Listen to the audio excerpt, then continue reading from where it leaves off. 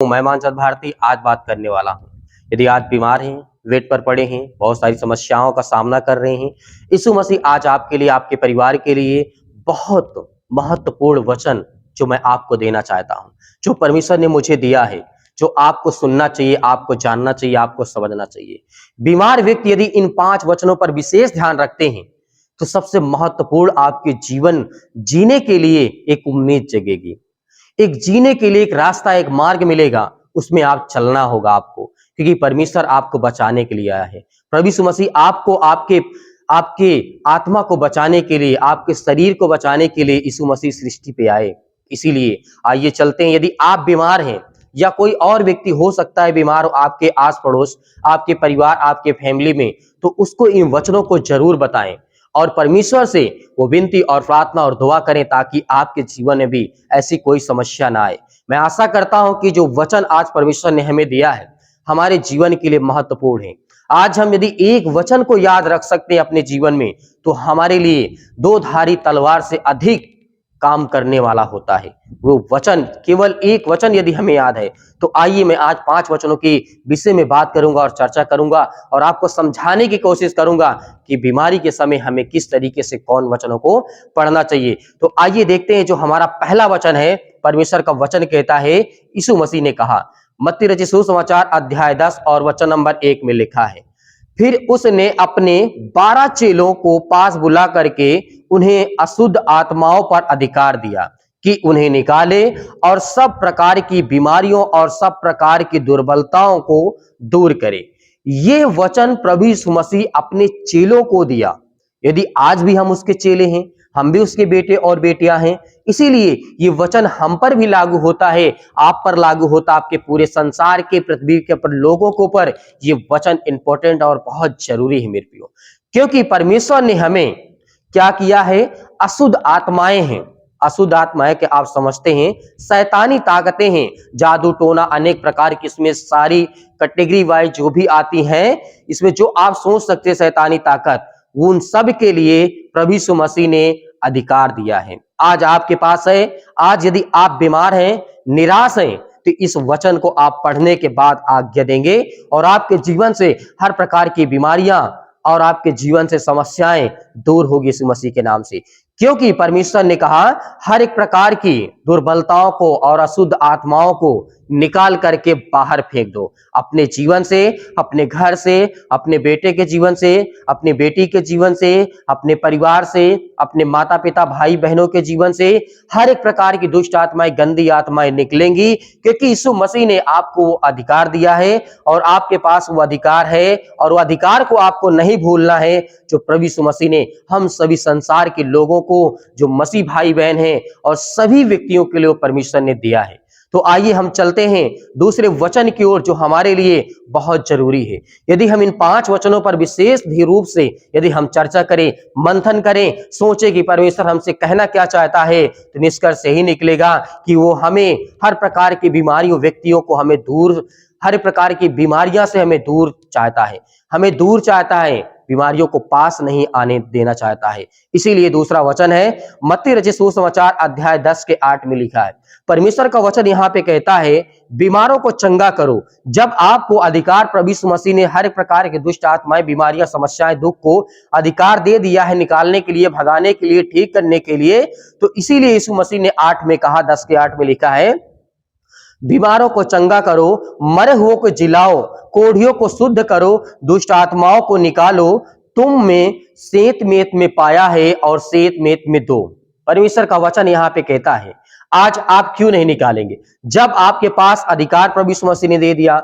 यदि किसी व्यक्ति के पास दुष्ट आत्माएं, गंदी आत्माएं हैं, और बीमारों को चंगा करो, अनेक प्रकार के मुर्दों को जिलाओ जो मर चुके हैं, कोढ़ियों को शुद्ध करो, दुष्ट आत्माओं को निकालो, हर एक प्रकार की बीमारियों को आप अपनी जिंदगी से निकाल सकते हैं या दूसरे की जिंदगी से निकाल सकते हैं, क्योंकि आपको प्रभु यीशु मसीह ने सेत मेत में दिया है और सेत मेत में ही आप लोगों को दूसरों तक पहुंचाना भी है और दूसरों को देना भी है। ये परमेश्वर हमें कहता है। तो तीसरा वचन जो आज हमारा होगा बहुत इंपॉर्टेंट ये भी है, जो कि लिखा गया है यिर्मयाह के द्वारा अध्याय 30 और वचन नंबर 17 में। ये हमारे लिए इसलिए इंपॉर्टेंट है क्योंकि परमेश्वर का वचन हमारे लिए ही कहता है, जो बीमार व्यक्ति हैं उन सभी के लिए कहता है, मैं तेरा इलाज करके तेरे घाव को चंगा करूंगा। यहोवा की यही वाणी है, मतलब यही वचन है और यही आज्ञा है परमेश्वर की, क्योंकि तेरा नाम ठुकराई हुई पड़ा है, वह तो सिय्योन है, उसकी चिंता कौन करता है। ये परमेश्वर का वचन हमें कहता है कि मैं तेरा इलाज करके तेरे घाव को भरूंगा। आज जो आप हताश हैं, आपके दिल में चोट है, आपके दिल में जो आप बीमार पड़े हैं, जब आप बीमार पड़ेंगे, आपके आपके आस पड़ोस या आपके घर में, आपके परिवार में कोई बीमार होगा, तो आपके अंदर दिल में आपके घाव होगा, आपको दर्द होगा, आपको तकलीफ होगी, आपकी समस्या होगी कि मेरा भाई बीमार है, मेरी बहन बीमार है, या मेरे पिताजी बीमार है, या मेरी माता बीमार है, या मेरा पड़ोसी बीमार है। मुझे दुख होता है, मुझे तकलीफ होता है। इसीलिए परमेश्वर ने कहा, मैं तेरे घाव को चंगा करूंगा और मैं तेरा इलाज करके तुझे मैं सुरक्षित रखूंगा। ये परमेश्वर का वचन कहता है। तो आइए चलते हैं अगले वचन की ओर, जो कि लिखा गया है याकूब की पुस्तक अध्याय 5 और वचन नंबर 14 में लिखा है। परमेश्वर का वचन कहता है, यदि तुम में कोई रोगी हो तो कलीसिया के प्राचीनों को बुलाए और वे प्रभु के नाम से उस पर तेल मल करके उसके लिए प्रार्थना करे। ये उस समय की घटना है। आज हमें इन सब चीजों को करने की आवश्यकता नहीं है, लेकिन मैं इसलिए इस वचन को यहाँ पे शामिल किया हूं कि परमेश्वर का वचन कहता है कि अपने अगुओं से विनती और दुआ करवाएं, प्रार्थना करवाएं। तेल लगाना कोई जरूरी नहीं है, ये उस टाइम की रीति रिवाज थी, क्योंकि परमेश्वर ने हमें पवित्र आत्मा अधिकार दिया है, पवित्र आत्मा का अधिकार दिया है, और ये सब हमें करने की आवश्यकता नहीं है। हाँ, हो सकता है कि हमसे जो सीधा बाइबल को पढ़ने वाले हों, प्रभु के वचन पे चलने वाले हों, उनसे हम दुआ कराएं, विनती कराएं, उनको बुलाएं और परमेश्वर के वचनों के द्वारा हमारे लिए, हमारे घर के लिए, हमारे परिवार के लिए, हमारे बेटे और बेटियों के लिए जो बीमार है, जो समस्याओं में है, उनके लिए वो दुआ करें। ये परमेश्वर का वचन कहता है। लेकिन आत्मा के द्वारा परमेश्वर ने आपको पहले ही अधिकार दे दिया था कि हर प्रकार की बीमारियों को आप दूर कर सकते हैं। इसीलिए अगला वचन हमारा लिखा हुआ है, जो कि निर्गमन की पुस्तक अध्याय 15 और वचन नंबर 26 में लिखा है। ये भी हमारे लिए बहुत महत्वपूर्ण वचन है। जब हम ये सब स्टेप कर चुके हों, जब हम इन वचनों को सब पढ़ चुके हों और अपने जीवन में लागू कर चुके हों, तो एक बात आपको, अंतिम बात नहीं भूलनी चाहिए। जो लोग बीमार हैं, जो लोग समस्याओं में हैं, जो नहीं भी बीमार हैं, उनको भी इन बातों को याद रखना है, जो कि लिखा हुआ है, यदि तू अपने परमेश्वर यहोवा का वचन तन मन से सुने और जो उसकी दृष्टि में है ठीक है वही करे और उसकी आज्ञाओं पर कान लगाए और उसकी सब विधियों माने, उसकी विधियों को, कानून को, नियम को माने, तो जितने रोग हैं मैंने मिस्रियों पर भेजा था। ये वचन उस टाइम के लिए दर्शाता है, लेकिन ये वचन आज हम पर भी लागू होता है कि जो आज हमारे घर में, आज हमारे जीवन में बीमारियां और समस्याएं और दुख और तकलीफें हैं, परमेश्वर हमें बचाना चाहता है। वो खुदावंद का वचन कहता है, वो हमें आशीष और बरकत देना चाहता है। वो हमें इसी राह पे चलाना चाहता है कि आप इन्हीं वचनों के माध्यम से बने रहें, क्योंकि परमेश्वर आपके हर एक चीजों को पूरा करने वाला सर्वशक्तिमान परमेश्वर है। और परमेश्वर कहता है, उनमें से एक भी रोगी ना होगा, क्योंकि मैं तुम्हारा चंगा करने वाला यहोवा परमेश्वर हूं।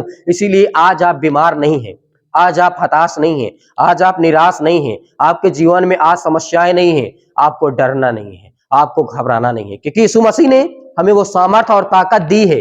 यदि आज हम डर गए, घबरा गए, आज चिंताओं में, मुसीबत में, परेशानियों में पड़े हैं, तो आज हमें परमेश्वर बचाने वाला हमारा खुदा है। उनके वचनों को पढ़िए और हर प्रकार के जो आज आपके जीवन में दुर्बलता है उसे दूर करिए। हर प्रकार की जो आपके आस पड़ोस के लोग आपसे हो सकता है कि जलन रखते हो, आपके अंदर, आपके परिवार में कुछ दुष्ट आत्माएं, गंदी आत्माओं के द्वारा वो काम कर रहे हो, वो सब कुछ दूर होगा, क्योंकि यीशु मसीह ने आपको अधिकार और हक दिया है। आप अपने हक और अधिकार को कभी ना भूलें, क्योंकि परमेश्वर ने हमें यही ज्ञान और यही बुद्धि, यही समझ दी है। यीशु मसीह के नाम से इन वचनों के द्वारा आपके परिवार को बहुत ज्यादा आशीष और शांति दे। धन्यवाद।